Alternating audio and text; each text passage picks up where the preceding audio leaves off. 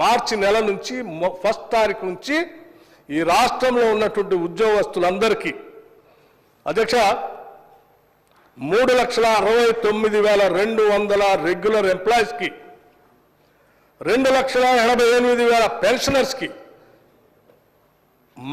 మన ప్రభుత్వం ప్రజాప్రభుత్వం వచ్చిన తర్వాత మార్చి 1వ తారీఖు మార్చి నెల 1 నుంచి ఈనాటి వరకు 1వ తారీఖు నాడే జీతాలు వచ్చేటట్టుగా ఈ ఆర్థిక వ్యవస్థని గాల్లో పెట్టి జీతాలు ఇస్తా ఉన్నారు. వాటితో పాటు రైతు భరోసాకి 7,625 కోట్లు కట్టాము అధ్యక్ష. రైతు రుణమాఫీకి అధ్యక్ష వీళ్ళు చేసినటువంటి అప్పులకు సంబంధించిన ఆ అప్పులు కాకుండా రైతు రుణమాఫీకి సంబంధించి 20,617 కోట్ల రూపాయలు హార్డ్ క్యాష్ని మా ప్రభుత్వం రైతుల అకౌంట్లోకి ట్రాన్స్ఫర్ చేశాము అధ్యక్ష. రైతుల్ని వ్యవసాయ పరంగా ఆర్థికంగా నిలదొక్కుని వాళ్ళ పరిస్థితిని నిలబెట్టడం కోసమే ఇచ్చినటువంటి మాట ప్రకారం అధ్యక్ష వాళ్ళు ₹1,00,000 రుణమాఫీ చేస్తా అని చెప్పి 2014 నుంచి 18 వరకు 4 దఫాలుగా ఇన్స్టాల్మెంట్స్ ఇస్తే ఆ ఇన్స్టాల్మెంట్స్ ద్వారా పెరిగినటువంటి వడ్డీ చూస్తే చివరికి ఆ వడ్డీకే వాళ్ళు ఇచ్చిన డబ్బులు సరిపోయినాయి తప్ప అసలు అట్లాగే ఉండిపోయింది అధ్యక్ష. 2018 నుంచి 23 వరకు కూడా మళ్ళీ ₹1,00,000 రుణమాఫీ చేస్తామని చెప్పి 4 సంవత్సరాలు చేయకుండా చివరి సంవత్సరంలో అరకొరకు కొద్ది చేసి దానికి వదిలేశారు. ₹1,00,000 రుణమాఫీ చేస్తామని చెప్పి అధిక బడ్జెట్తో ఈ రాష్ట్రాలు మీకు అప్పచెప్తే 4 కాదు 10 సంవత్సరాల్లో కూడా ₹1,00,000 రుణమాఫీ చేయలేనటువంటి వీళ్ళు మేము 2 లక్షల వరకు ఉన్నటువంటి వాళ్ళందరికీ రుణమాఫీ చేస్తామని చెప్పి మొదటి సంవత్సరంలోనే 20,000 కోట్ల రూపాయలని 2 లక్షల వరకు రుణమాఫీ చేసి ప్రజల కోసం నిలబడ్డాం అధ్యక్ష, రైతుల కోసం నిలబడ్డాం. అట్లాగే అధ్యక్ష అట్లాగే అధ్యక్ష సరే అధ్యక్ష ఈ రుణమాఫీకి సంబంధించి మేమేమో ఈ చేసేటప్పుడు రాష్ట్ర ఆస్తుల్ని అమ్మలేదు అధ్యక్ష. హైదరాబాద్ ఇంటర్నేషనల్ ఎయిర్పోర్ట్లో లేకపోతే హైదరాబాద్ చుట్టూ ఉన్నటువంటి ఔటర్ రింగ్ రోడ్లో ఎవరికో లీజుకి ఇచ్చేయలేదు అధ్యక్ష. లేకపోతే హైదరాబాద్ నగరాన్ని సగం పన్నులు మీరు వసూలు చేసుకోండి 30 ఏళ్ళు తర్వాత ఇప్పుడు అదేదో మాకు కట్టండి అని ఎవరికి ఇవ్వలేదు అధ్యక్ష. వాళ్ళ అవేమీ చేయకుండానే మేము ఇవన్నీ చేసుకుంటూ ముందుకు పోతున్నాం. చేతకే 11,382 కోట్ల రూపాయలు ఇచ్చాము అధ్యక్ష. రాజీవ్ ఆరోగ్యశ్రీకి సంబంధించి వాళ్ళు చాలా పెండింగ్ పెట్టిపోతే 890 కోట్ల రూపాయలు బిల్లులు క్లియర్ చేసుకుంటూ వచ్చాము అధ్యక్ష. ఎల్పిజి సబ్సిడీ అండర్ మహాలక్ష్మి రాష్ట్రంలో ఉన్నటువంటి మహిళలందరికీ కూడా మహాలక్ష్మిలాగా గౌరవించాలని కాంగ్రెస్ పార్టీ ఆనాడు ఎన్నికలకు ముందు ఇచ్చినటువంటి హామీని నిలబెట్టుకోవటం కోసం అర్హత కలిగినటువంటి ప్రతి కుటుంబానికి 500 రూపాయలకే గ్యాస్ సిలిండర్ ఇచ్చేటువంటి కార్యక్రమాన్ని సంపూర్ణంగా ఈ రాష్ట్రం అమలు చేస్తూ ఎప్పటికప్పుడు ఆ డబ్బులు కూడా ఏదో పెండింగ్ పెట్టట్లా మళ్ళీ మేము సివిల్ సప్లైస్కి 442 కోట్ల రూపాయలు కట్టాము అధ్యక్ష.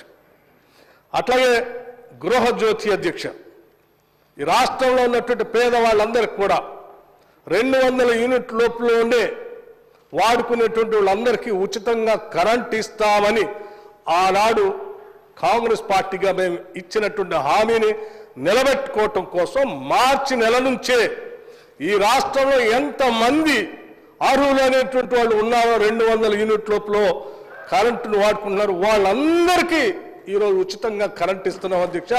0 బిల్లు ఇస్తా ఉన్నాం. దానికి సంబంధించి కూడా ప్రతి నెల డబ్బులు కట్టుకుంటూ క్లియర్ చేసుకుంటూ పోతున్నాం. పెండింగ్ పెట్టలేదు అధ్యక్ష. మేము అప్పు పెట్టలే వాళ్ళకి డిస్కమ్లకి. మేము 1,234 కోట్లు ప్రభుత్వం నుంచి ప్రతి నెల కడుతూనే ఉన్నాం అధ్యక్ష. అట్లాగే పవర్ సబ్సిడీ అధ్యక్ష వ్యవసాయానికి సంబంధించి రైతులకు క్వాలిటీ పవర్ ఇవ్వాలనే మా పేటెంట్ ఏదైతే ఉందో ఉచితంగా రైతులకి కరెంట్ ఇచ్చేటువంటి వ్యవసాయానికి సంబంధించిన కరెంటుని క్వాలిటీ పవర్ ఇస్తూ వాళ్ళకి ఇబ్బంది లేకుండా చేయటం కోసం 11,141 కోట్ల రూపాయలు వాళ్ళకి సబ్సిడీ పేరు మీద కట్టాము అధ్యక్ష. దీనికి సంబంధించిన డబ్బుల్ని ప్రతి నెల మళ్ళీ బకాయిలు పెట్టట్లేదు అధ్యక్ష. ప్రతి నెల వాళ్ళకి డబ్బులు కట్టుకుంటూ వచ్చాము అధ్యక్ష. మీరు ఎంత బకాయి పెట్టారో నేను చెప్తాను అధ్యక్ష.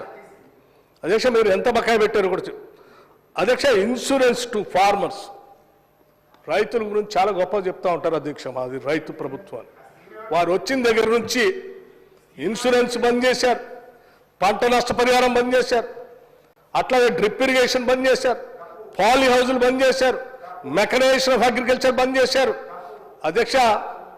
మొత్తాన్ని అన్నింటినీ ఎత్తేసి గాలికి వదిలేస్తే మేము రాగానే రైతులకు ఇన్సూరెన్స్ ఉండాలని చెప్పి మా ముఖ్యమంత్రి రేవంత్ రెడ్డి గారు రైతు సంబంధించిన వ్యవసాయ శాఖ వాళ్ళందరినీ పిలిచి కూర్చోబెట్టి ఇన్సూరెన్స్ కట్టాల్సిందే అని చెప్పి మా అందరికి చెప్తే మేము రూపాయి పోగేసి 1,514 కోట్ల రూపాయలు రైతుల కోసం ఇన్సూరెన్స్ ప్రీమియం మేము కట్టాము అధ్యక్ష. వదిలేశారు వాళ్ళు గాలికి. అట్లాగే అధ్యక్ష రైస్ సబ్సిడీ అధ్యక్ష ఎక్కడా ₹1 పెండింగ్ పెట్టలేదు. 1,647 కోట్ల రూపాయలు రైస్ సబ్సిడీకి సంబంధించి బిల్స్ క్లియర్ చేసుకుంటూ వచ్చాం. ప్రతి నెల సబ్సిడీకి సంబంధించి డబ్బులు ఇచ్చుకుంటూ పోతా ఉన్నాం. అట్లాగే అధ్యక్ష ఇంకా నిన్న చాలా మాట్లాడారు అధ్యక్ష స్కాలర్షిప్స్ గురించి, డైట్స్ గురించి. అధ్యక్ష డైట్ బిల్స్ గురించి నేను కూడా చెప్పాలి. 10 ఏళ్ళు అధ్యక్ష ఈ రాష్ట్రంలో ఏ పని చేసినా పెరిగిన ధరలకు అనుగుణంగా ధరలను పెంచుకుంటూ వాళ్ళకి బిల్లులు ఇచ్చేటువంటి సాంప్రదాయం ఉన్నటువంటి ప్రభుత్వంలో మరి 10 ఏళ్ళు హాస్టల్స్, రెసిడెన్షియల్ స్కూల్స్లో, లేకపోతే హాస్టల్స్లో, లేకపోతే హాస్పిటల్స్లో, లేకపోతే జైల్లో ఉన్నటువంటి వాళ్ళకు కూడా పెట్టేటువంటి భోజనానికి సంబంధించి 10 ఏళ్ళు వీళ్ళు పెరిగిన ధరలకు అనుగుణంగా రూపాయి కూడా పెంచలేదు అధ్యక్ష. పెంచకపోవటం వల్ల వాళ్ళకి సప్లై చేసేటువంటి వాళ్ళు కూరగాయలు, పాలు, గుడ్డు, బియ్యం, ఇతరత్ర సామాగ్రి అధ్యక్ష ఆ సప్లై చేసే ధరలకు అనుగుణంగా ఇచ్చే బిల్లు లేకపోవటం వల్ల చివరికి ముక్కిపోయినాయో, మురిగిపోయినాయో, తాలో తనకో ఏరు తీసుకొచ్చి ఇస్తా ఉంటే అయ్యే వండి పెడతా ఉంటే చాలా చోట్ల అనారోగ్యానికి గురై పిల్లలు బాధపడతా ఉంటే కూడా వీళ్ళకి కనికరం కలగలేదు అధ్యక్ష, పెంచలేదు. మేము వచ్చిన తర్వాత ముఖ్యమంత్రి గారు యావత్ మంత్రి మండలి అంతా కలిసి కూర్చొని ఆలోచన చేశారు.